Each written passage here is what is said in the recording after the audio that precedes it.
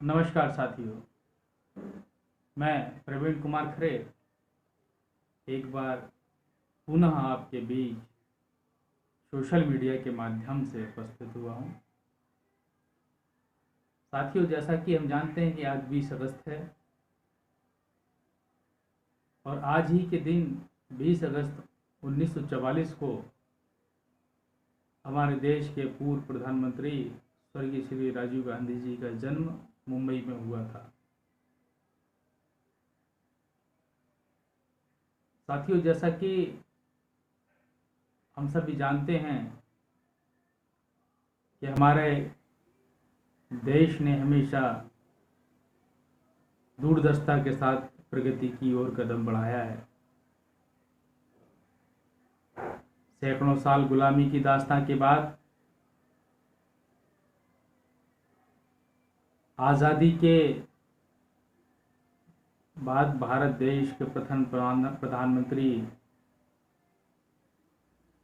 स्वर्गीय श्री पंडित जवाहरलाल नेहरू जी ने बहुत ही कम समय के अंदर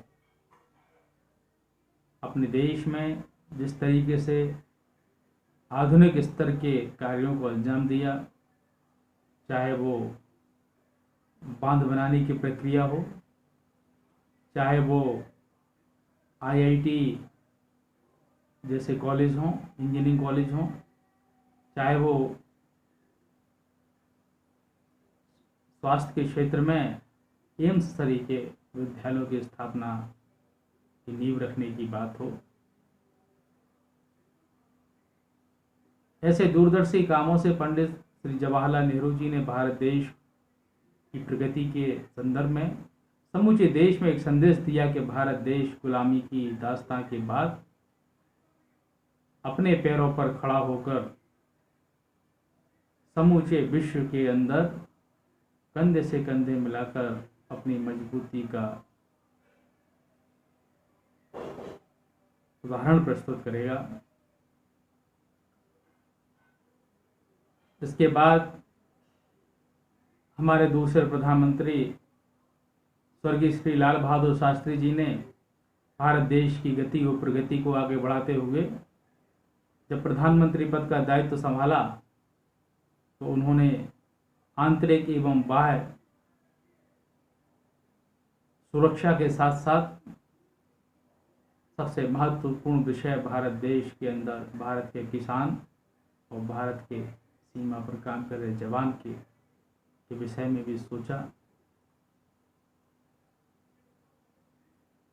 शास्त्री जी के मंशानुसार ही उस दौर में भारत देश के किसानों के ऊपर भी की समस्याओं के ऊपर भी फिल्म जगत ने उपकार जैसी फिल्म शास्त्री जी के आह्वान पर निर्मित की गई थी। एक ही फिल्म के अंदर खेत पर जवान किसान और सीमा पर जवान की दोनों परिस्थितियों को बखूबी दर्शाया गया था। इसी क्रम में हमारी प्रधानमंत्री स्वर्गीय श्रीमती इंदिरा गांधी जी ने भी जब प्रधानमंत्री पद का दायित्व संभाला, उन्होंने भी भारत देश के मान सम्मान स्वाभिमान के बारे में संदेश पूरे विश्व में पहुंचा दिया था कि भारत देश कभी भी अपने मान सम्मान और स्वाभिमान से समझौता नहीं करेगा, अपने हक की लड़ाई को लड़ेगा और पूरे विश्व को चेताया था कि भारत देश के आंतरिक मामलों में कोई भी मजबूत देश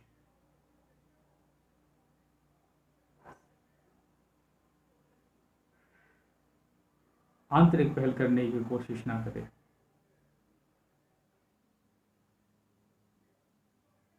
इंदिरा जी की हत्या के बाद स्वर्गीय राजीव गांधी जी ने प्रधानमंत्री पद की जिम्मेवारी संभाली।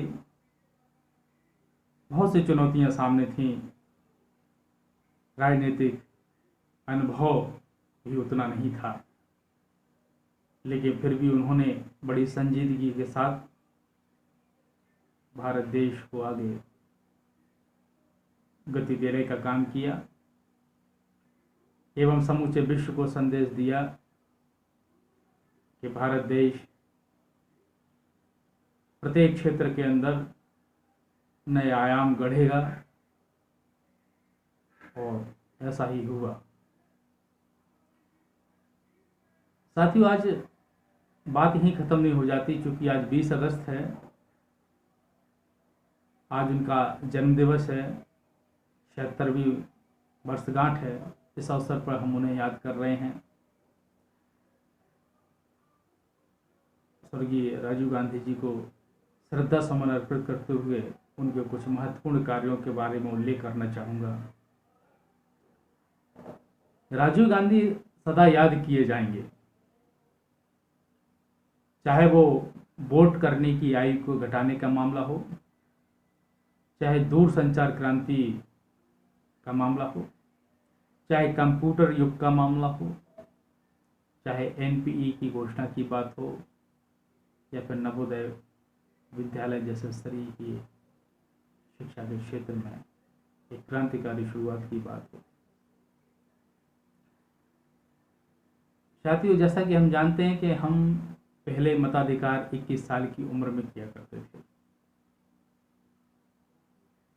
उन्होंने 18 वर्ष की उम्र के युवाओं को भी मताधिकार देकर उन्हें देश के प्रति जिम्मेदार और सशक्त बनाने की पहल स्वर्गीय श्री राजीव गांधी जी के द्वारा की गई थी। 1989 में संविधान के 61वें संशोधन के जरिए वोट देने की आयु की सीमा 21 से घटाकर 18 वर्ष कर दी गई। इस प्रकार अब 18 वर्ष के करोड़ों युवा भी अपना सांसद, अपना विधायक, अपना स्थानीय जनप्रतिनिधि चुनने का अधिकार उनको प्राप्त हुआ। ये सब राजीव गांधी जी की दूरदर्शिता का परिणाम था। अब बात करते हैं कंप्यूटर क्रांति की। तो राजीव गांधी जी का मानना था कि विज्ञान और तकनीक की मदद के बिना उद्योगों का विकास नहीं हो सकता। राजीव गांधी जी को भारत देश के अंदर कंप्यूटर क्रांति का श्रेय दिया जाता है। उन्होंने न सिर्फ कंप्यूटर को भारत के घर घर तक पहुंचाने का काम किया, बल्कि भारत में इंफॉर्मेशन टेक्नोलॉजी को आगे ले जाने में भी अहम रोल निभाया। कुछ ऐसे सरल कदम उठाए जिससे कंप्यूटर आम जन तक भी पहुंच सके। हालांकि उस दौर में कंप्यूटर लाना इतना आसान नहीं था, बहुत महंगा था, इसलिए सरकार ने कंप्यूटर को अपने कंट्रोल से हटाकर पूरी तरह असेंबल किए हुए कंप्यूटर्स का आयात शुरू किया, जिसमें मदरबोर्ड और प्रोसेसर थे। उन्होंने कंप्यूटर आम जन तक पहुंचाने की ठान रखी थी और इसको आसान बनाने के लिए कंप्यूटर उपकरणों पर उन्होंने आयात के शुल्क भी घटाए। तभी ये कंप्यूटर आम जन तक पहुंच सका और कंप्यूटर युग की क्रांति सफल हो सकी।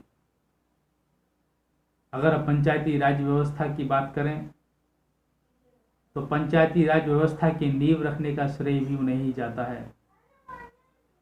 राजीव गांधी जी का मानना था कि जब तक पंचायती राज व्यवस्था मजबूत नहीं होगी, तब तक निचले स्तर तक लोकतंत्र को नहीं पहुंचाया जा सकता। उन्होंने अपने कार्यकाल के दौरान ही पंचायती राज व्यवस्था का पूरा प्रस्ताव, पूरा मसौदा तैयार किया था, लेकिन दुर्भाग्यवश 21 मई 1991 की उनकी हत्या कर दी गई। हत्या के बाद राजीव गांधी जी की सोच को तब साकार किया गया जब 1992 में 73वें और 74वें संविधान संशोधन के जरिए पंचायती राज व्यवस्था का उदय नरसिम्हा राव सरकार का हुआ। राजीव गांधी जी की सरकार की ओर से 64वें संविधान संशोधक विधेयक के आधार पर नरसिम्हा राव सरकार ने 73वां संविधान संशोधन विधेयक पारित कराया और 24 अप्रैल 1993 से पूरे देश में पंचायती राज व्यवस्था लागू हुई।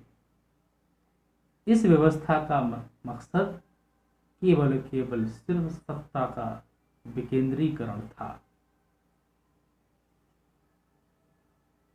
साथियों, अब शिक्षा के क्षेत्र में यदि बात करें तो ग्रामीण और शहरी वर्गों में नवोदय विद्यालयों की नींव भी राजीव गांधी जी ने ही रखी। ये आवासीय विद्यालय होते हैं। प्रवेश परीक्षा में सफल एवं मेधावी बच्चों को इन स्कूलों में दाखिला मिलता है। बच्चों को 6 से 12वीं तक की मुफ्त शिक्षा और हॉस्टल में रहने की सुविधा मिलती है। एनपीई की घोषणा भी राजीव गांधी जी ने ही की। राजीव गांधी की सरकार ने 1986 में राष्ट्रीय शिक्षा नीति की घोषणा की। उसके तहत पूरे देश में उच्च शिक्षा व्यवस्था का आधुनिकीकरण एवं विस्तार हुआ। अब दूरसंचार क्रांति भी कंप्यूटर क्रांति की तरह श्रेय दूरसंचार क्रांति के लिए भी स्वर्गीय श्री राजीव गांधी जी को ही जाता है। राजीव गांधी जी की पहल पर ही अगस्त 1984 में भारतीय दूरसंचार नेटवर्क की स्थापना के लिए CDOT centre for development of telemetrics की स्थापना हुई। इस पहल से शहर से लेकर गांव तक दूरसंचार का जाल बिछाना शुरू हुआ और जगह जगह PCO भी खुलने लगे। पूरा देश दूरसंचार के माध्यम से एक दूसरे से जुड़ने लगा। इसके बाद 1986 में राजीव जी की पहल से ही MTNL की स्थापना हुई, जिससे दूरसंचार के क्षेत्र में और प्रगति की। अपना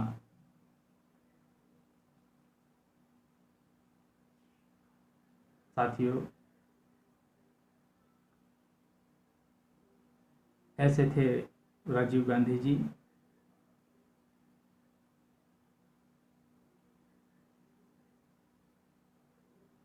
असामयिक उनके दुखद निधन से, उनकी हत्या से भारत देश को बहुत क्षति हुई थी। उसकी भरपाई बड़ा लंबा वक्त लगा, लेकिन अनेक सरकारों के क्रियान्वयन के बाद भी भारत देश ने लगातार तरक्की और प्रगति के रास्ते पर अपना सफर जारी रखा। क्योंकि साथियों, सरकारें तो आती जाती रहती हैं, लेकिन देश नहीं रुकना चाहिए, देश चलते रहना चाहिए। क्योंकि देश करोड़ों देशवासियों का अधिकार इस देश के समूचे संसाधनों एवं व्यवस्थाओं पर होता है। इसी के साथ मैं अपनी वाणी को विराम देता हूँ। जय हिंद, जय जगत, जय भारत, जय कांग्रेस साथियों।